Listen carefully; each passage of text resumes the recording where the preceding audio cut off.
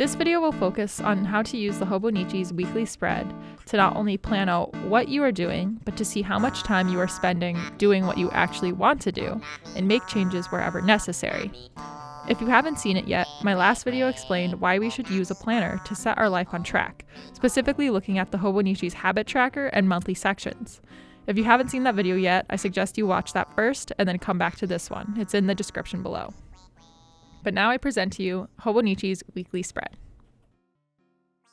What I love about this weekly spread is that it shows every single hour of every day. All 168 hours of your week are there to see. What's also there to see is how you spend that time.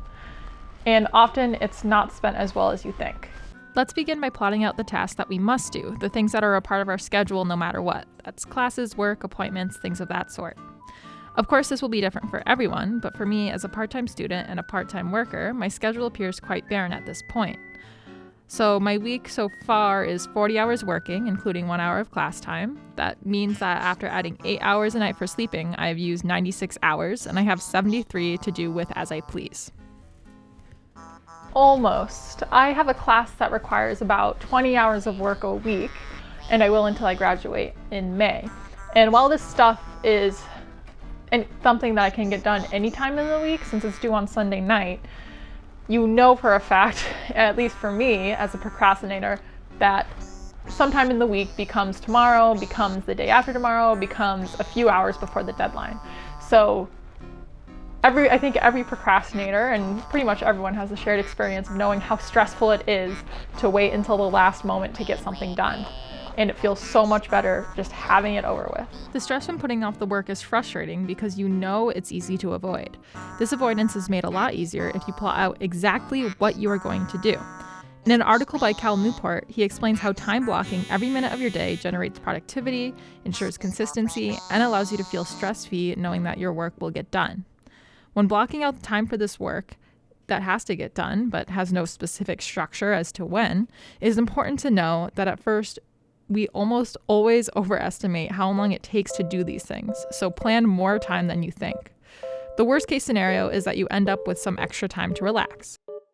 Reflecting on the past few months, it seems like I've had all this time and I've done barely anything with it. Other than schoolwork and work itself, I feel like I've accomplished not much. Why have I been putting these 53 hours to waste? There are two issues that I believe are the problem. First of all, I wasn't planning out time for my social, mental, and physical health. It is so important that you plan time for yourself. And I don't mean just leave your calendar blank so that you can do whatever you want. No, you have to plan what you want to do when. Any recreation, any exercise, that should be planned out so it actually gets done. More and more people are becoming aware of the time vacuum that social media is. You can open your phone thinking you are just checking your notifications, then wake up 3 hours later, not knowing where your time went. The same goes for TV and video games. You are sucked into an unintentional flow, which is not only unproductive, but likely leaves you more anxious than you began. Arnold Bennett's How to Live on 24 Hours a Day explains how you should plan your recreation so that not only is it more likely to get done, but so you have more energy around that subject. If you plan, I'm gonna watch this movie tonight, during your whole day, you're gonna have more energy and excitement leading up to that moment.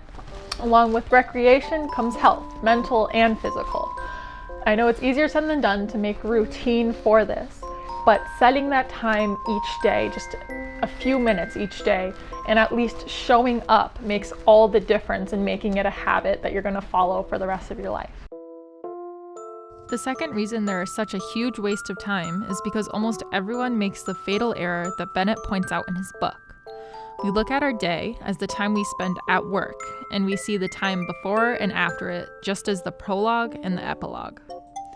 This is tragic. While in an ideal world, everyone loves their jobs, this is just not the reality for the majority of people. But the thing is, that's not your day. That is only a third of your day. And then you also have the weekends. So you just have to think, what is it that makes you happy? What is your identity? Don't define yourself by something you don't like doing, even if it is something you spend a considerable amount of time in. You have so much time to do other things. See what you think is valuable and try to spend your time in that area. When planning your use of that time, remember that intrinsic goals are more likely to lead to better health, well-being, and performance. Take a moment for yourself every day, whether it be yoga, meditation, exercise, to take care of yourself. And let me get this straight. I'm not saying that every single hour needs to be planned out. Like I said in my last video, there is a part where over planning becomes unproductive. You still need to have those hours of nothingness, but you should know when those hours begin and end, so they don't go on and on like they typically almost always do. Now that we have determined how to block out your time and what you should plan, it is time to address how to make the most of that time, particularly the time spent doing deep work or focusing on a passion or study. I have mentioned this idea of flow. That is when we are completely immersed, energized, and excited by doing what we like. And we're much more productive and make much higher quality stuff while we are in flow. Note that this is different than that unintentional flow that I was talking about earlier, where we seem to lose time doing something that is completely unproductive and in fact disruptive to your life. The book Ikigai outlines the 7 requirements for flow. The first is knowing what to do and then knowing how to do it. The what we have already done by planning out when we are going to be doing what we're doing in flow. The how comes along with setting up your environment and focusing on deep work. Requirement 3 is knowing how well you are doing. This can be done by either taking stock of your work in the habit tracker or taking note of how you are doing in your journal, either at the bottom of your day in the week section or somewhere in your day page. There are also the requirements of perceiving difficult challenges and skills. The best goals found in tons of research are those that are easy enough so that you know what you're doing and you're confident in what you're doing, but challenging enough so that you actually have to push yourself and you're learning as you go. Those are the most engaging and energizing. And perceiving skills, gaining new skills, that's really rewarding in its own right.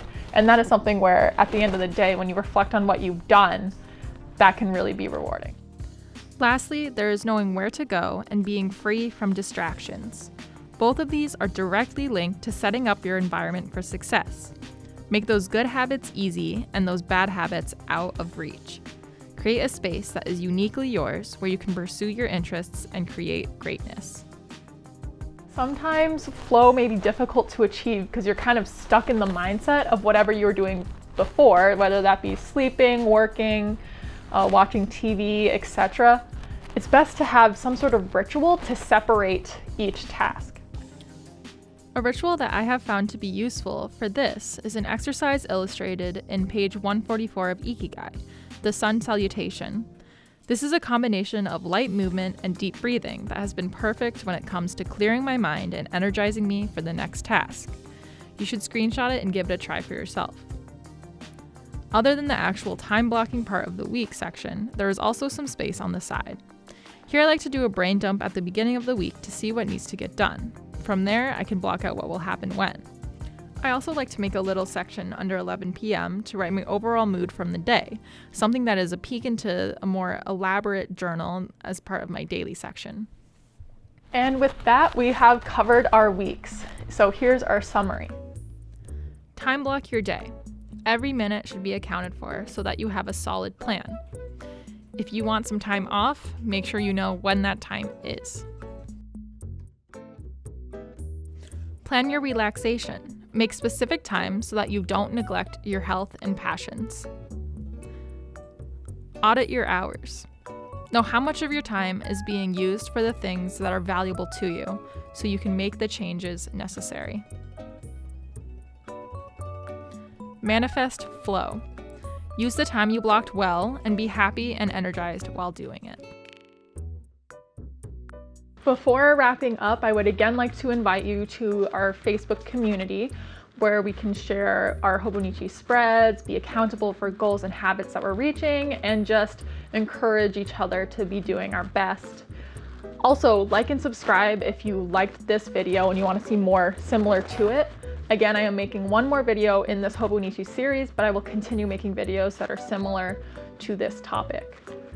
Also, if there's anything else that you want to see in the future, or you have any other comments in general, leave a comment below and I'll be sure to reply and like if I really enjoy it.